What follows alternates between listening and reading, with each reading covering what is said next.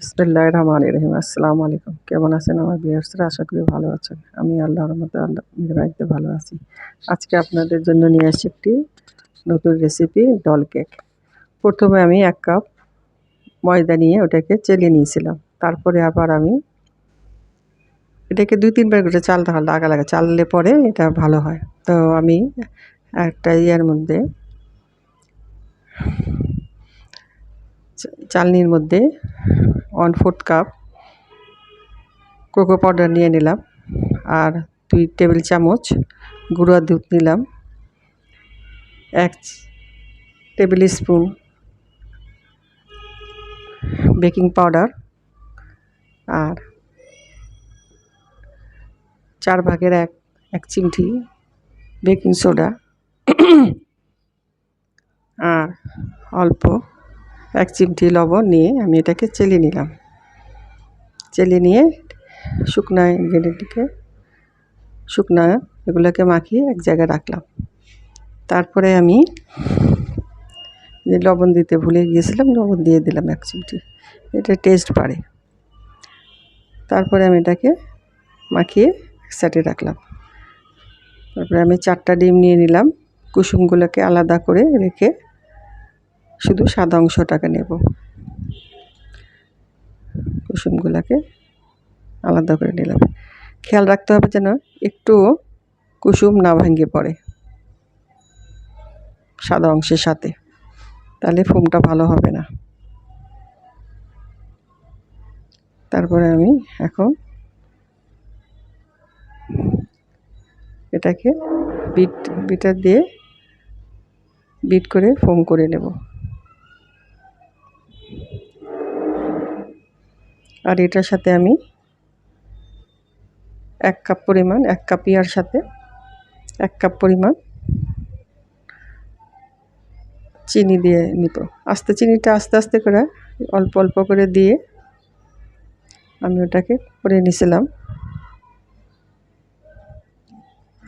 তারপরে এখন আমি ডিমের কুসুমটাও দিয়ে দিলাম। ডিমের কুসুম দিয়ে বেশিক্ষণ নাড়া যাবে না। তারপরে আমি এটাকে আবারও চেলে হালকা হাতে মাখিয়ে নেব। এমনভাবে খুব জেন্টালি আস্তে আস্তে করে মাখাতে হবে, নাহলে এটা ফোম ভেঙে যাবে। খুব স্লোলি আমি এটাকে মাখিয়ে নেব। আর আমি 2-4 চামচ কফিও গরম পানিতে গুলিয়ে রাখছিলাম, সেটার সাথে দিয়ে দেবো। একটু চকলেটের সাথে কফি দিলে এটা ফ্লেভারটা খুবই ভালো আসে, খুব ভালো লাগে। এই যে কফি গুলিয়ে রাখছিলাম 1/2 কাপ, সেটাও আস্তে আস্তে করে দিয়ে নেব। আবার সাথে আমি একটু চকলেট গার্নাশও দিয়ে দিয়েছিলাম। এখন একটু তেল দিয়ে নিলাম 2 টেবিল চামচ। তারপরে এটা মাখিয়ে আমি কেকের মল্ডে ঢেলে দিলাম। এটার এই যে এইরকমভাবে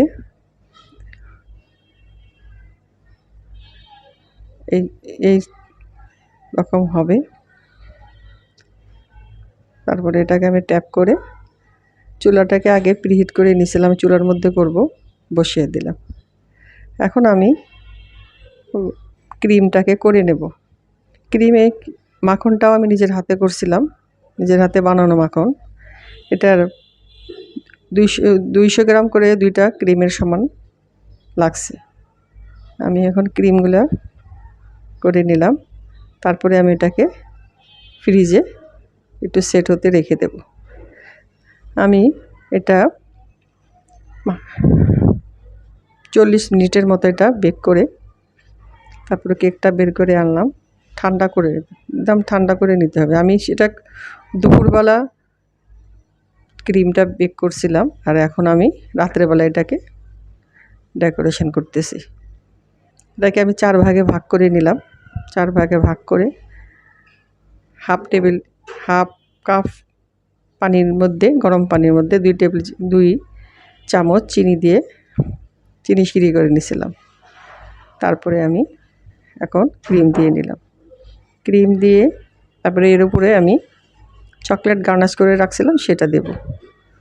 তো এখন আমি এই চকলেট গার্নাশটা, এটাকে আরও টেস্ট বাড়বে। তারপরে এর উপরেও এক এক লেয়ারের উপরে আমি ক্রিম দেব, চকলেট গানাশ দেব, দিয়ে এটা সেট করব। এটা খুবই সফট হয়েছিল কেকটা, আর খুবই টেস্টি।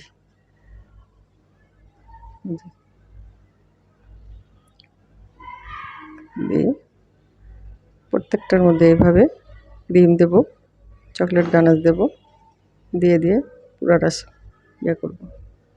তারপরে ক্রিমের কোটিং, পুরাটা একটা কোটিং দিয়ে এটাকে আমাকে ফ্রিজে রাখতে হবে সেটিং হওয়ার জন্য। তারপরে আমি এটাকে ডিজাইন করব।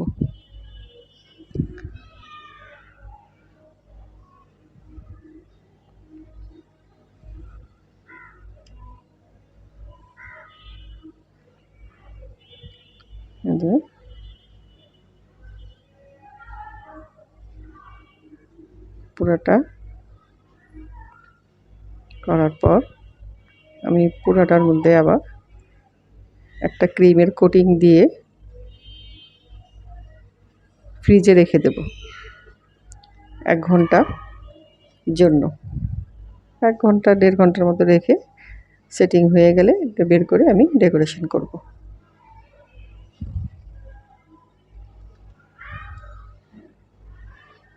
তাহলে ডেকোরেশন করতে সুবিধা হবে। এটাকে হালকা একটা ক্রিম কোটিং করে রেখে দিলে হবে, কারণ এর উপরে তো ক্রিম দিয়ে ডেকোরেশন হবে, তেমন একটা ক্রিমের ইয়ে লাগবে না, একটু ফিনিশিং তো লাগবে না। পরে আমি এটা উপর থেকে যে সুন্দর করে একটা কোটিং দিয়ে দেব, করে এটাকে ফ্রিজে সেটিং করতে রেখে দেব।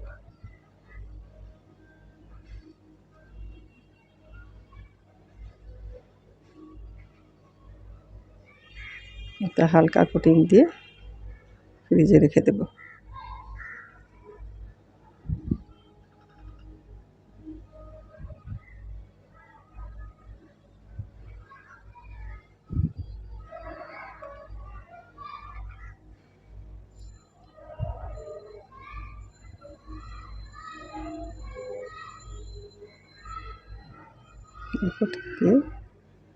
এখন আমি এটাকে ফ্রিজে রেখে দেব, পরে বের করে আমি ডেকোরেশন করব।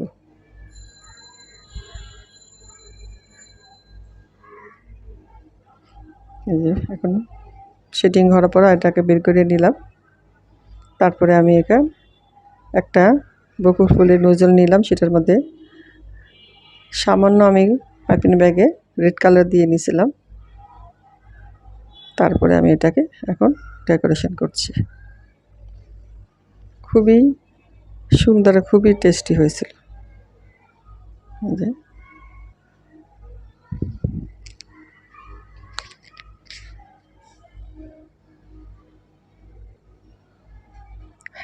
ক্যামেরাটা সেটিংটা ঠিক মতো হয় না, যে আমার হাত দেখা যাচ্ছে না, আমি এটা খেয়ালও করিনি। যখন আমি এটা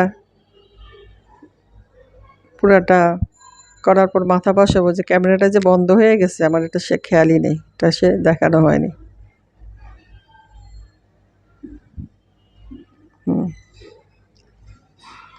খুবই সুন্দর কালার হয়েছিল, পুরো হালকা পিঙ্ক কালার, একটা শেড পিঙ্ক কালার হয়েছে। তারপরে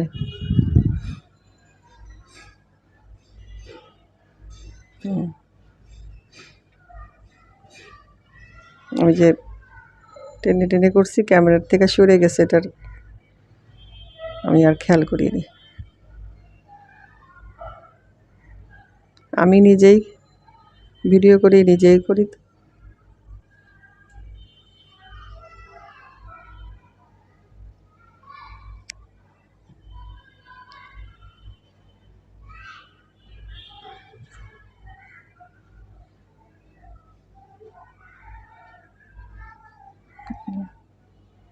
ওটা করে দিলাম।